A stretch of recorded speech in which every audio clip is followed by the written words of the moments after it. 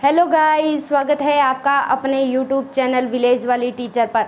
तो जैसा कि आपको पता है, हमारे चैनल पर अब जीएस और करंट अफेयर की क्लासेस भी शुरू हो चुकी है। टीचिंग एप्टीट्यूड एंड आईसीटी के साथ हम करंट अफेयर और जीएस भी पढ़ने वाले हैं। और जीएस बिल्कुल आसान लैंग्वेज में। कई बार हमें जीएस का बहुत लेंथी पार्ट लगता है जो हमारे समझ में नहीं आता कि हम कहाँ पढ़े, क्या स्किप करना है। आजकल क्या है, किसी भी एग्जाम को लेकर हमें स्मार्ट स्टडी करनी पड़ती है। बुक सभी पढ़कर आते हैं, यूट्यूब चैनल से भी तैयारियां करके आते हैं बच्चे, लेकिन सिलेक्शन वही लेके जाते हैं जिन्होंने स्मार्ट स्टडी की है। हर एक कॉन्सेप्ट प्रीवियस ईयर के एग्जाम भी देखे उन्होंने, कहाँ से क्या चीज़ पूछी जा रही है। तो जीएस और जो करंट अफेयर है वो आपका, जो भी बच्चे चंडीगढ़ पीआरटी की तैयारी कर रहे हैं या सीईटी मेंस है जो हरियाणा में होने वाला है, या ग्रुप डी की तैयारी कर रहे हैं जो बच्चे हरियाणा में, वो जीएस और करंट अफेयर हर पेपर में देखने को मिलती है, चाहे आप कोई भी कंपटीशन एग्जाम की तैयारी कर रहे हैं। और लेकिन दो चीज़ें खास है, चंद्रयान 3 और जो G20 है उसके बारे में जानना हमारे लिए बेहद ज़रूरी है। तो एक क्लास हमारी G20 पर हो चुकी थी, अब हम दूसरी क्लास है ये, हम एग्ज़ाम पॉइंट ऑफ व्यू से पढ़ने वाले हैं G20। दोनों क्लासेस देखने के बाद आपका एक भी क्वेश्चन ऐसा नहीं छूटेगा कि आपको एग्ज़ाम में देखने को ना मिले। पढ़ने को हम क्या है 10 घंटे की क्लास भी G20 पर चला सकते हैं, लेकिन क्या है जानकारी ज़रूरी है, हमें जानना है। हमें PhD नहीं करनी, हमें ओनली एग्ज़ाम करेक्ट करना है। तो सिंपल बेसिक जानकारी, हमें करंट के ट्रेंडिंग टॉपिक की जानकारी होना ज़रूरी है। ठीक है, तो चलिए आगे बढ़ते हैं। G20, अब ये जो G20 था हमारा, ये G20 नहीं रहा। क्यों नहीं रहा आपको जानकर हैरानी होगी, ये G20 नहीं रहा, वाई? ठीक है, ये G20 नहीं रहा। हमें पता है कि जो G20 की जो समिट है वो भारत की राजधानी दिल्ली में प्रगति मैदान के भारतीय मंडपम में चल रही है। ठीक है, भारतीय मंडपम में चल रही है। ठीक है, प्रगति मैदान, भारतीय मंडपम। एक एक लाइन से क्वेश्चन बनने वाले हैं, क्योंकि एग्जामिनर अपने तरीके से एग्ज़ाम को सेट करेगा। और करंट अफेयर की चीज़ें हैं ये, लगभग बीते 6-7 महीने की चीज़ें करंट भी और जीएस में डाली जाती है।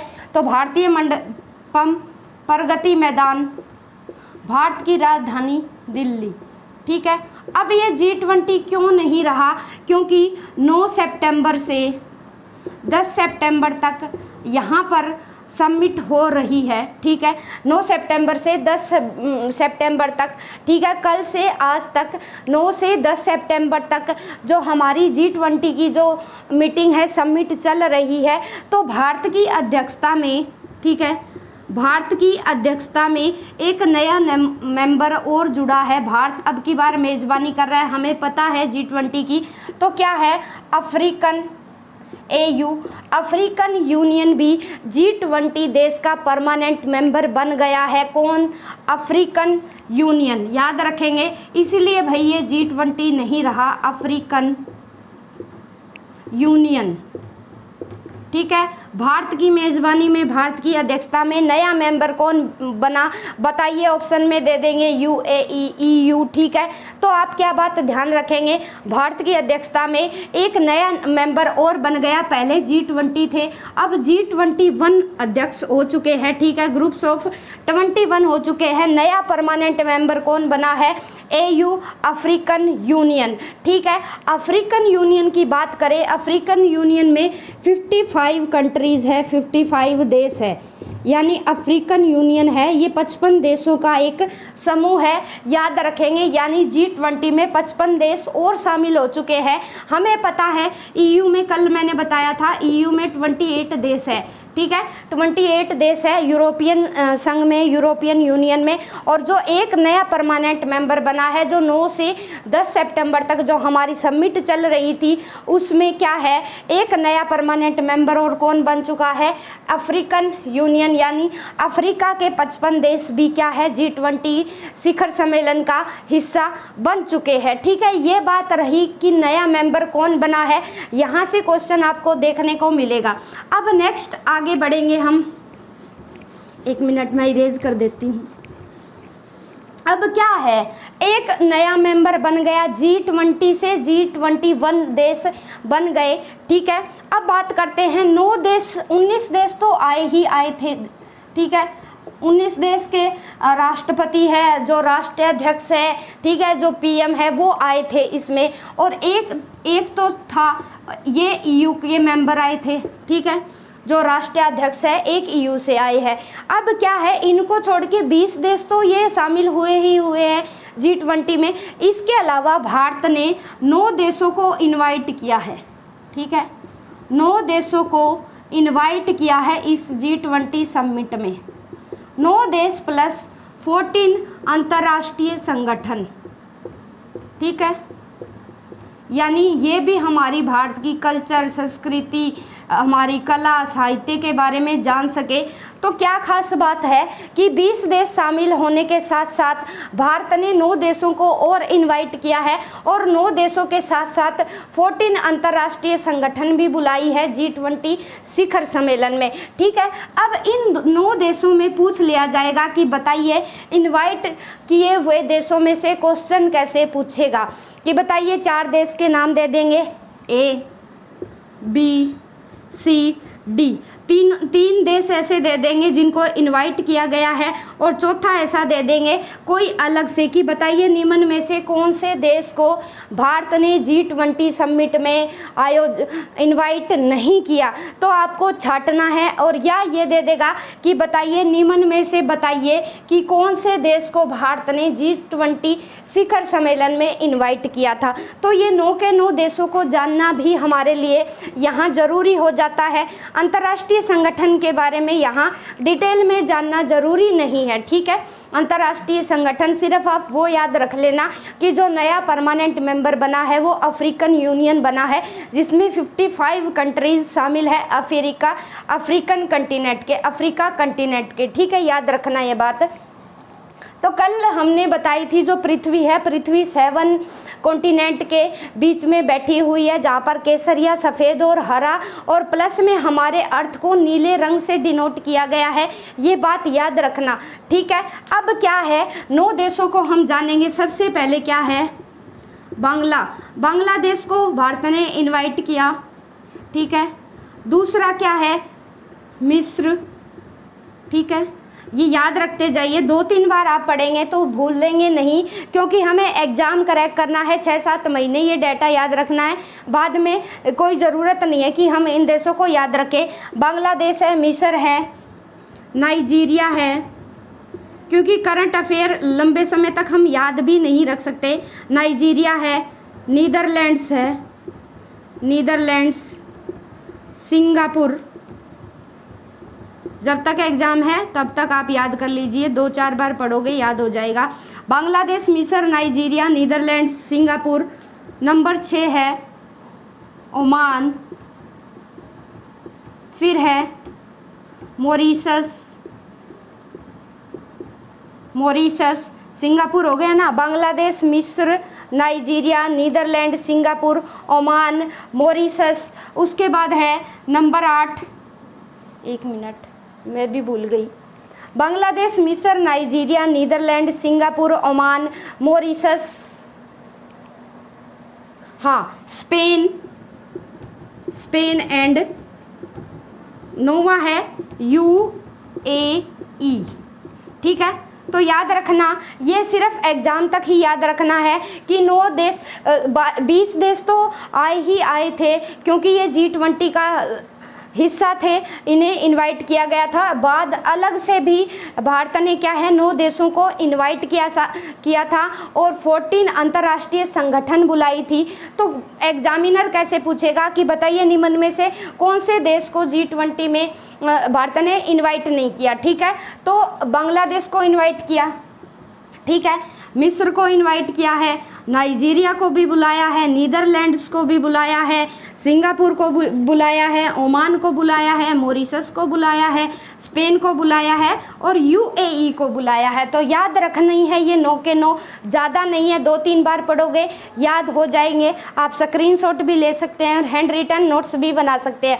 बांग्लादेश, मिस्र, Nigeria, Netherland, Singapore, Oman, Mauritius, Spain, UAE 9 देशों को इनवाइट किया G20 में। G20 नहीं रहा, G21 बन चुका है, AU एक परमानेंट मेंबर बन चुका है। तो ये थी कुछ बात। अब क्या है, अब जो G20 है, G20 के बारे में हम बात कर रहे हैं। तो G20 की जो पहली बैठक है, जो पहली शेरपा बैठक है, कुछ बैठकों को हमें याद रखना ज़रूरी है। वैसे बहुत सारी बैठकें हुई है G20 की, क्योंकि ये 1 साल तक बैठकें ही चली है इसकी। और कुछ बैठक जो खास है एग्ज़ाम पॉइंट के व्यू से, वही हम यहाँ डिस्कस करेंगे, नहीं तो ज़्यादा लंबा हो जाएगा। पहली जो शेरपा बैठक है, हालांकि जो चीज़ें मैंने अभी तक करवा दी वहाँ से एग्ज़ाम में क्वेश्चन निकल जाएंगे, लेकिन कुछ चीज़ें और जान लो। पहली शेरपा की जो बैठक है वो हुई थी हमारी G20 की उदयपुर में, ठीक है। राजस्थान के जो बच्चे जुड़े हैं उनके लिए ये स्टैटिक करंट अफेयर का क्वेश्चन बन जाता है कि जो पहली शेरपा की जो बैठक है वो हुई थी राजस्थान के उदयपुर में, G20 की पहली समिट। अब हम एजुकेशन से जुड़े हैं, तो पहली जो एजुकेशन की है, पहली शिक्षा विकास की जो कार्य बैठक वो कहाँ हुई थी भाई? वो हुई थी चेन्नई में। पहली बैठक हुई चेन्नई में और दूसरी हुई अमृतसर में। 2 ही याद रख लेना, वैसे 4 बैठकें हो चुकी है। तो फर्स्ट जो शिक्षा विकास की जो कार्य बैठक हुई वो चेन्नई में हुई, ठीक है, पहली बैठक। और दूसरी बैठक हुई अमृतसर में, ठीक है। शिक्षा के फील्ड में ये इम्पोर्टेंट है, ये फिर याद रख लेना। अब फिर पर्यटन को लेकर बैठक हुई, पर्यटन विकास की बैठक हुई।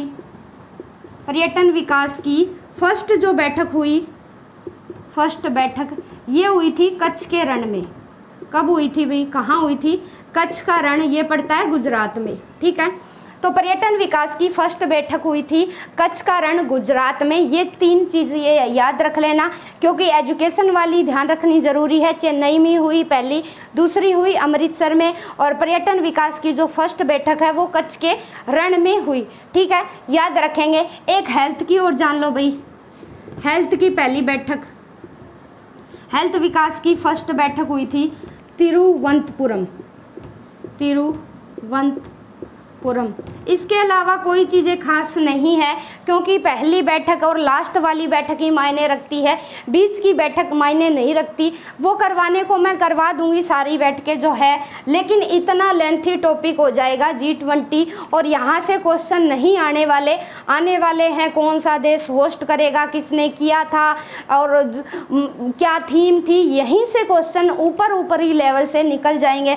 और ये बैठकें 2-3 इंपॉर्टेंट थी, वो मैंने बता दी। कल हमने पढ़ा था जो 2022 की जो होस्टिंग है इंडोनेशिया ने की थी, 23 की भारत कर रहा है और आने वाले 24 की ब्राज़ील करेगा। तो ये कई बार पूछ लिया जाता है 3 कंट्री को मिला के, जो 3 कंट्री है, पहली, दूसरी और तीसरी जो होस्टिंग कंट्री है, इनको मिला के ट्राइका बोला जाता है भाई, ठीक है। एग्जामिनर यहाँ से कैसे क्वेश्चन बनाएगा कि ट्राइका कंट्री में कौन सा देश शामिल नहीं है? Indonesia, Bharat, Brazil, USA। तो हम किस पे टिक लगाएंगे? USA। वो उसका तरीका है किस हिसाब से वो एग्ज़ाम को सेट कर रहा है। तो याद रखना ये बात, ट्राइका उनको बोला जाता है। एक तो वर्तमान में कौन कर रहा है होस्टिंग, इससे पहले कौन कर चुका है और इसके बाद में कौन करेगा, ये तीनों कंट्री मिलाकर ट्राइका बनाती है, ठीक है। इस हिसाब से भी क्वेश्चन सेट होने लगे हैं। तो आई होप ये चीज़ें आपको समझ में आई होगी। G20 का गारंटेड है एक भी क्वेश्चन आपका दोनों क्लासेस से बाहर नहीं जाएगा, चाहे अपकमिंग कोई भी आप एग्ज़ाम दे रहे हो, इसके अलावा कोई चीज़ नहीं पूछी जाएगी। G20 में हमारा जो उद्देश्य है भारत की कला, साहित्य, हर चीज़ को दिखाना है, और जो उसका वो है ना जो कोणार्क का सूर्य मंदिर है, जो पहिया है वो धुरी है, वो अट्रैक्शन का केंद्र है। उसके अलावा जो खाना है, विदेशी लोग हैं, विदेशियों को देसी खाना खिलाया जा रहा है, वो अलग अलग बातें हैं, वो कितनी ही जान लीजिए। लेकिन एग्ज़ाम के पॉइंट व्यू से जितनी भी इम्पोर्टेंट चीज़ें बनती है वो सारी चीज़ें मैंने करवा दी। 2 क्लासेज में आपका G20 कवर हो जाएगा। और हैंड रिटन नोट्स बना लीजिए, क्योंकि आने वाले 6-7 महीनों में जो भी एग्ज़ाम होने वाले हैं, अपकमिंग एग्ज़ाम, उसके लिए G20 very very important topic है। तो have a nice day, bye bye guys, मिलते हैं, टेक द स्क्रीनशॉट कल सुबह 6 बजे।